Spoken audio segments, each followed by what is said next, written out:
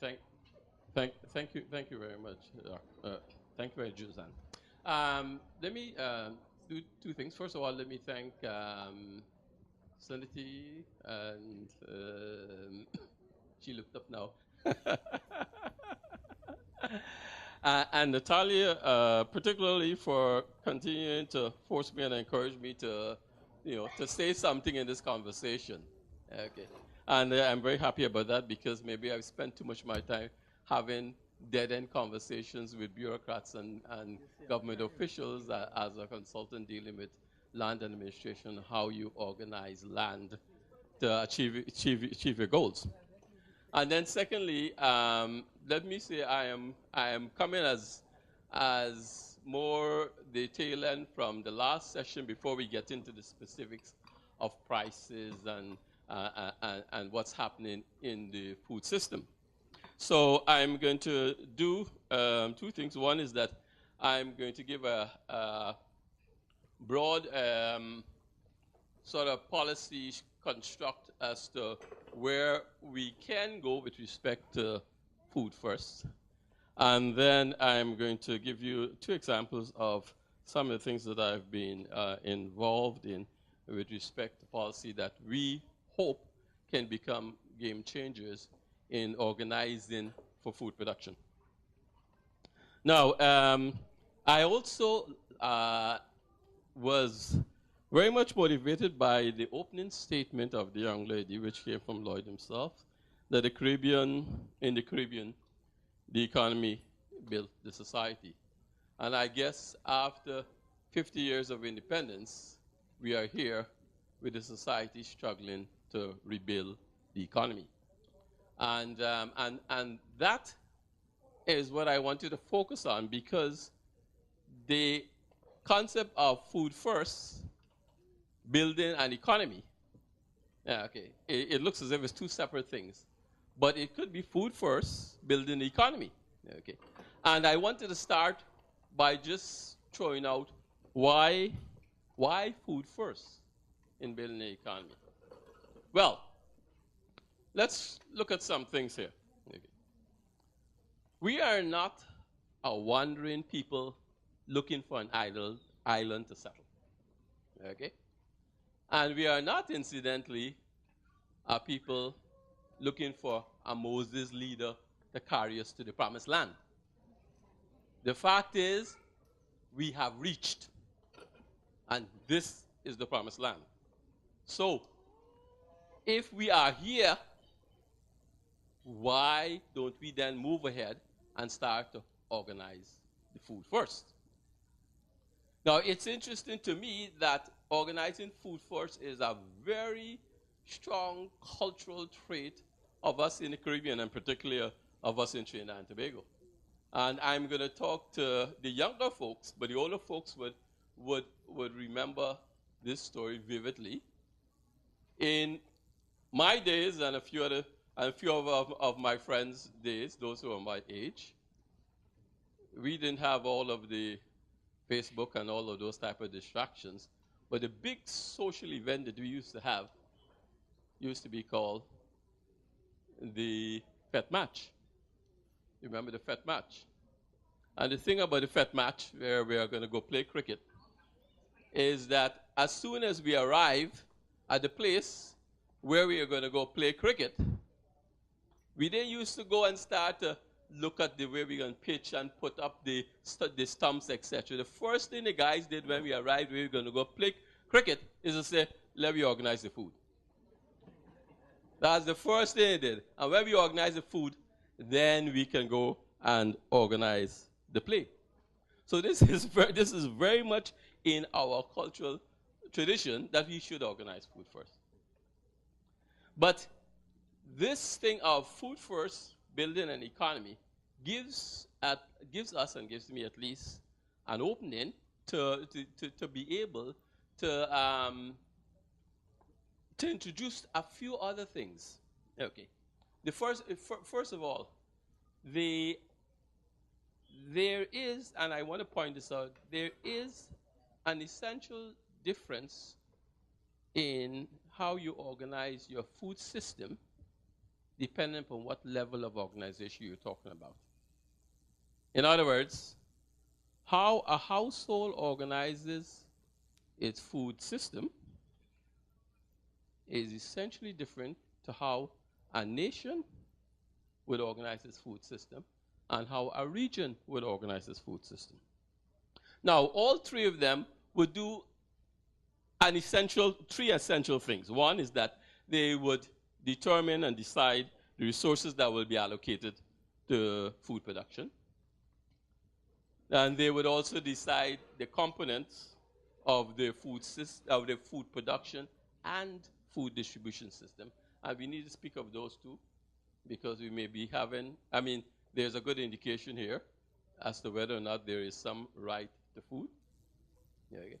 And I can go back to my analogy, of the food vet. If Roger came and he forgot to bring salad to the food vet, we did not start a ride by telling him he can't eat. Because he may just stop the vet right there. Okay? So there's some right to food that's laying inside there. And we should also make decisions of how sustainable our food production system would be. The difference, however, though, is that if you are looking at this from the point of view of the household, okay, at that level, you can clearly assume that there is a close integration of the units involved. That's people and resources. Okay. And you can also assume that we're going to have, or we will accommodate a very hierarchical decision-making system here. In other words, the old system says, okay, if you all are under my roof, okay, this is how we're going to organize the food. And rule number one is I make the decisions. And rule number two is if you have any problem with the decisions, refer to rule number one. Very hierarchical system. But if you are going to organize food at a national level, or even at a regional level, then you've got to start by establishing some concrete base for integration and coordination between peoples and resources. You've got to work at that. You've also got to work at providing some capacity for consensus building in a democratic decision-making process. The hierarchical system will not work. The father of the nation telling us how we're going to organize the food production would not quite work, because this is not a household we're talking about here. And you will also probably need to look at sharing responsibilities for sustainability in the food production system. So there is this essential difference of how you organize food system on a household basis doesn't translate into how you organize on a national and a regional basis. Now, so what do we do? Well, let me just run through quickly because we'll hear more of these. First of all, we have to organize how we will utilize the basic resources, first people.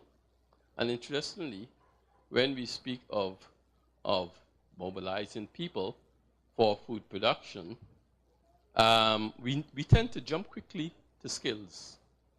And skills is very essential because I can tell you, because I grow food, I am a farmer, and it is more complicated than doing land administration. A very complicated multitasking type of thing. Okay. But what is more important is, with respect to people, is that in addition to the skills, we need to make sure that we are all sharing a common cause. In the same way that when we deal with land administration, we always ask the question, well, if you can tell me, I can help you administer your land resources, but for what purpose? The purposes are not neutral to the administration of land resources. And they're not neutral for one simple fact that I may have mentioned or meant to mention yesterday. And that is that land privilege tends to reproduce itself. And so I can organize land administration system with all the legal structures, etc., and end up having the privileged land reproduce itself. And those who don't have lands, or have lands but it's being used in agriculture, and the whole system is telling you that if your land resource is to be profitable, you need to put it into housing and big high-rises, etc. You organize that, you give tenure to people, and you say, hey, here's your security, and bam, it starts to move in one direction. And it's in the direction in which I said land privileges reproduce themselves. Okay. And then of course, we have to organize both land and marine resources. Let me put that in. And the availability and effectiveness of the facilitating resources, which is access, road, water, financial resources, and strategies for operational policies. And capacity building, which we've heard about before, and all the things I totally agree, in institutional research, etc. But the first and most important thing in capacity building is for us to have a system of sharing and spreading very useful on-farm innovations. Because farming is about innovations. I've learned that. Farming for food production. We have two options. Okay. The first option, which is an option that was clearly enunciated by governments previous and also in the big 2020 vision, etc. That was tabled years ago, in which all the professional people did. That option sought to implement, and I'm going to quote it, policies and programs of its strategic agricultural development plan in so-called cost-effective ways by looking for social actors with whom we want to share the burden of responsibility and the rewards of participation. Okay. Let me just break it down for you. That is option number one, that says we who are going to be the organizers are going to pick the winners and pick the losers. That's option number one, yes. So you can't be too surprised if a program of, and I'm glad my friend Mr. Dowlat mentioned, a program for producing or for addressing the food security that has all of these state lands in Chagaramas ends up being a program that invites some people who have the capacity and the capital to come in and get 100 acres and grow corn or grow something else. Okay? That is where we are picking the winners and the losers, or rather, as they put it, we are looking for the social actors whom we can share the burden of responsibility for feeding the country. That's option number one. Option number two, I will want to show to you, is one in which we seek, first of all, to broaden the base of responsibility for action in society. And that is by giving decision-making power to lower levels of governance and seeking to support their plans in a cost-effective way so that everyone becomes a winner. Now, once I take those two options and you say to me, okay, we've got state lands, let's test state lands. What do you want to do with that? Etc. Depends on which option you're using. Because if you're using option number one, you can get the solution you're getting. If you're using option number two, then probably what you should be doing is looking for what state lands or what type of idle lands within communities that have a tradition of producing food that can be organized by people within those communities so that they can increase their production. In other words, you're better off with a guy who was struggling in 2 acres and giving him 3 more by where he is than a guy who wasn't doing much and you want to give him 5 acres by somewhere else, wherever he has to travel to. Okay. So those are the two options that keep playing inside there. Now, well, let me just throw out again. I just want to throw these things out. Two other things. What are some of the organizing principles for option number 2? The first organizing principle that we have, and I say we because I'm looking now at the experiences that we have seen in projects in Trinidad and in the Eastern Caribbean, let me put it that way, is that cooperation becomes effective when it's a form of self-defense at a community level. And that says that if there are groups within a community feeling alienated by the process or trampled by the proposals, then we should be encouraging those groups to cooperate among themselves to define their specific strategies. And I'm just going to, I mean, I'm rushing over this, but I'm just going to mention it. For instance, let me say, I shouldn't say if. One of the things that was glaringly sort of missing in the agricultural proposals for the 2020 vision, etc., was the whole question of flooding. And you had a question there of flooding with all type of proposals, and we didn't find too much to talk about an integrated river basin management program. And we know that that was one of the problems. We don't have an integrated river basin management program. I don't think whether it's Carney or is that Currituck Creek or a small one, etc. But the question, or rather the comments that we got, this is as a team that I had led one time from the authorities, was that, well, you can't get people to cooperate to deal in a plan like that. And I says, well, maybe it's because they are not cooperating on the basis of self-defense. Maybe you haven't given them anything for them to defend. Okay. If it is that they have something to defend, cooperation has been seen at the community level as the best means of self-defense. Then the second one, alliance for action as a response to complexity. These things are all complex. We've got all type of different type of experiences, all type of different type of requirements, and we need to have alliances among different groups, NGOs, the government, etc., marketing people, NAMDEFCO, the bank, Republic Bank, as my friend here is, all these people who have had experiences. So we need to get alliances for there. Then there is, and this comes to my interest now, there's a thing of co-management through negotiation at the landscape level. Now I'm throwing in the landscape level because I deal a lot with agriculture at the landscape level. Most reason because I was dealing with the northern range and people farming inside there. And the issue was not just simply the farmers in the northern range, but what was happening in that landscape.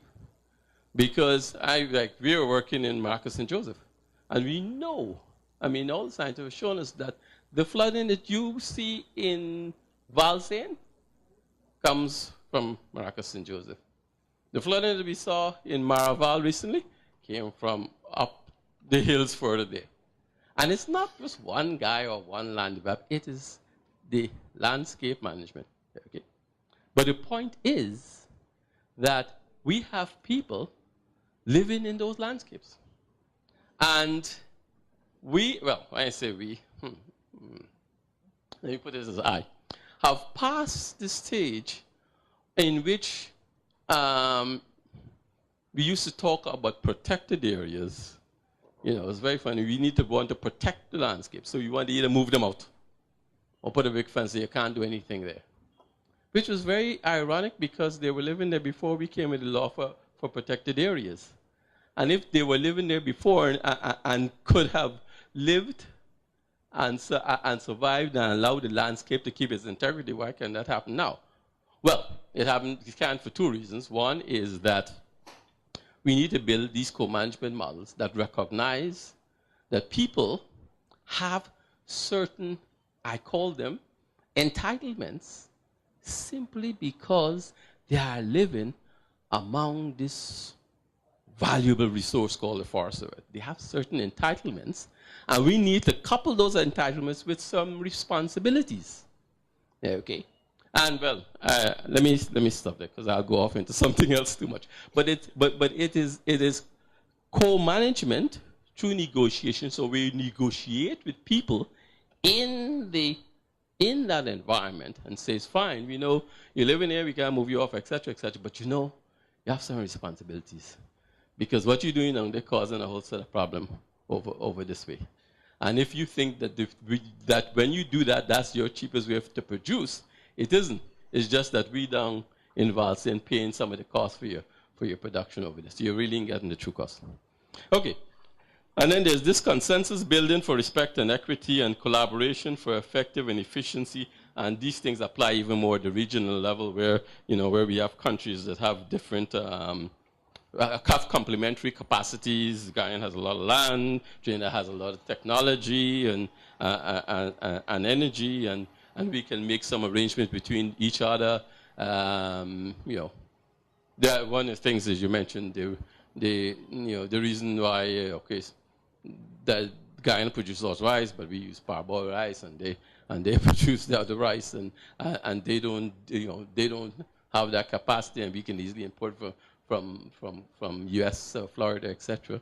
But we can have some collaboration on the basis of efficiency and effectiveness among the region to deal with our food system.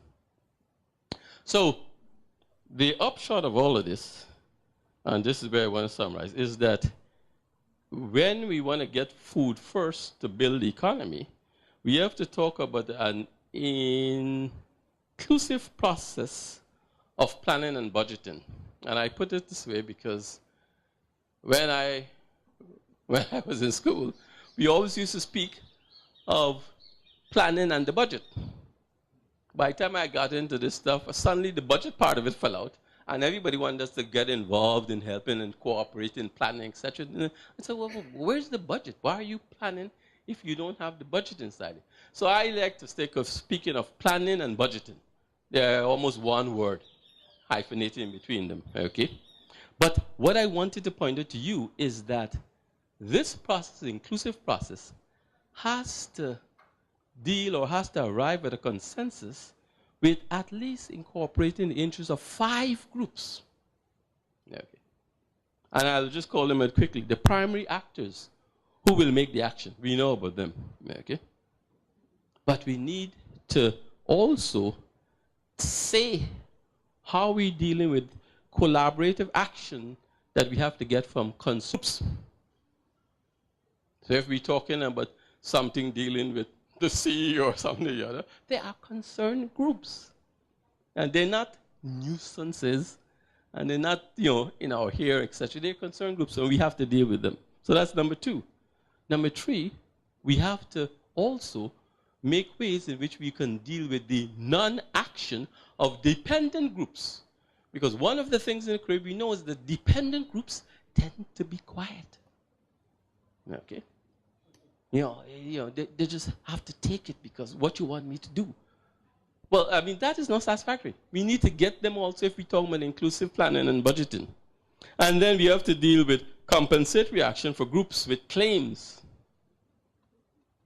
And I say that again coming from the land position, that anytime you're dealing with land, you have to deal with history and legacies.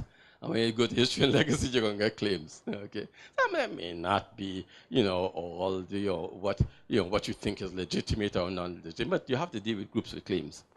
And finally, you have to deal with regulatory action for those who feel the impact.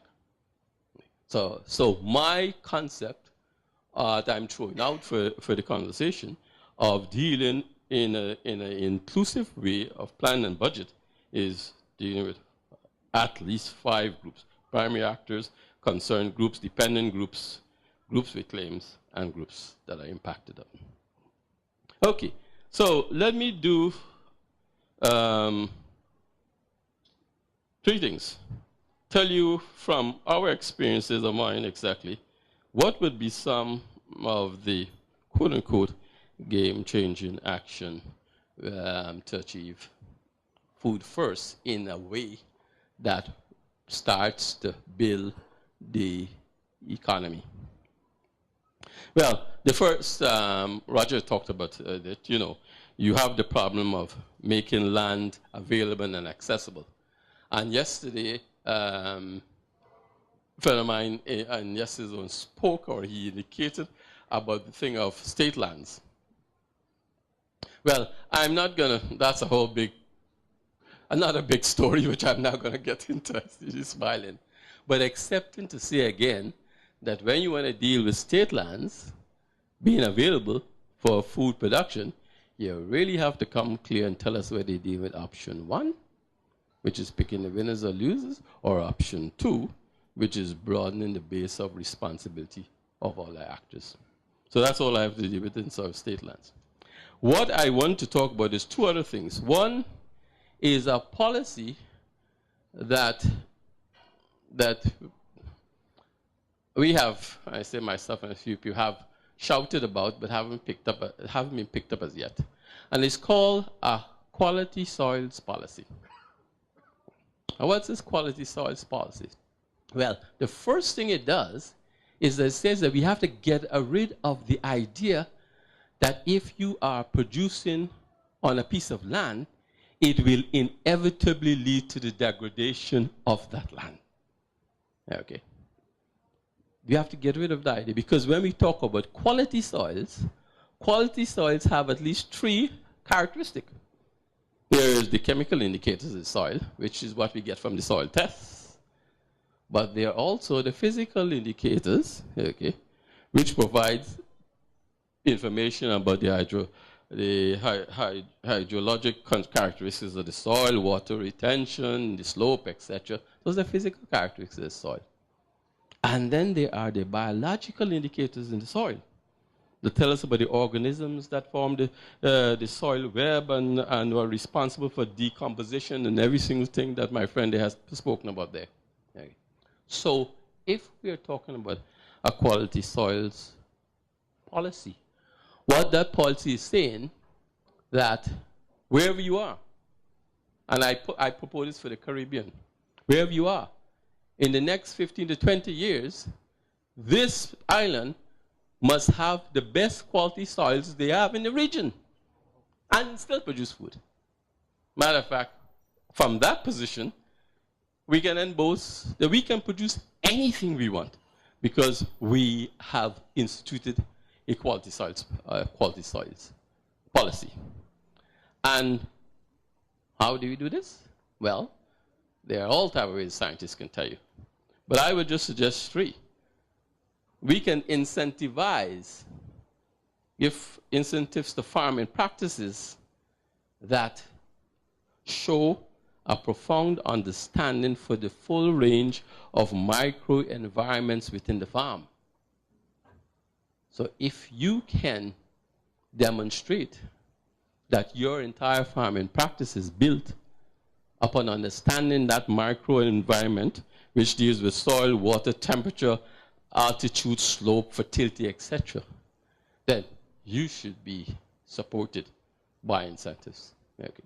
And not blind incentive that you have a farmer's license and you say you're going to grow X. So that's one. The other one is that we can support farming practices that maintain closed cycles of material and waste through an effective recycling process. Okay. And then the third one is that we can support with subsidies farming practices that rely on the complexity of biological interdependencies and result in significant degrees of biological pest and weed suppression. Right. We know how to do these things, okay, and we can put them into the incentive program. And that program is saying that ours is a quality soils policy, and the aim of that is that after this length of period, we must be farming on soils that are better than when we arrived here.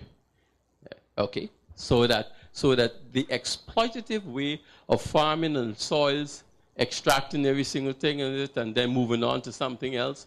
That's not what we should encourage. We are encouraging farming on soils in a manner, and we know it can be done, that can bring about the ability or increase the quality of the soil. So that's the first one. Okay, that's the easy one. The other one now is a little bit more complex. When I say complex, you wouldn't have heard of it. It's just been tested. Last year, I was involved in a project and designed a system which I want to express to you. Okay.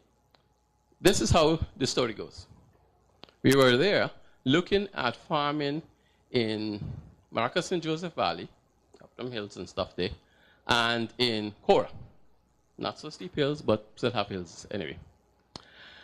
And we knew from all of our experiences, the technical people told us, etc., what needed to be done in terms of farming practices to make these practices more eco-friendly. Let's put it that way.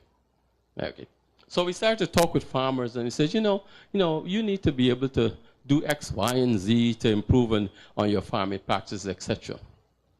And then what came out of that is that we developed an index, okay, and gave it a name, of course, and we called it the High Nature Value Index. And what it starts by saying to this farmer, if you're in Maracas Valley, or if you're down in Cora, or if you anywhere on that northern range, any part of it, you are in a high nature value environment. We know that. I can tell you that 56% of the habitat of the species is there. 75% Buster says of the water supply comes from there. And I don't need to tell you the other stuff. So there's no doubt that this is a high nature value environment. So what did I do? I said, okay, we designed 8 questions. There's 8 questions with about 103 different points, but there's 8 questions anyway. And we're going to ask you these questions and see what your responses are. It has, with respect, first set of questions is, who you are, what's the location of your farm, what kind of farming you do, what you're growing, and stuff like that. And then it gets into what kind of pressure you get for weeds and pests, etc. What kind of pressure you feel you're getting to get some history of what's been going on there. And then, what type of weed suppression, pest control, and management of the crop you do in terms of the inputs you use, in terms of the methodologies you apply, and in terms of any homemade methods that you use.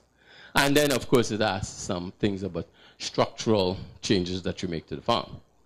Now, the thing about that index is twofold. One is that the first part of it that talks about location is set up so that we can connect that, where you are, by GPS positioning.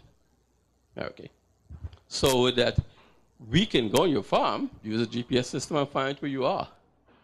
And we can probably get a Google map and find out the terrain where you are. As a matter of fact, what we want to do is really encourage the ministry to start using that type of technology, with respect of this to the northern range, so that the extension people will be able to just simply pull up and know what terrain they're dealing with. The thing about the terrain is that we start to evaluate what you do with respect to that terrain.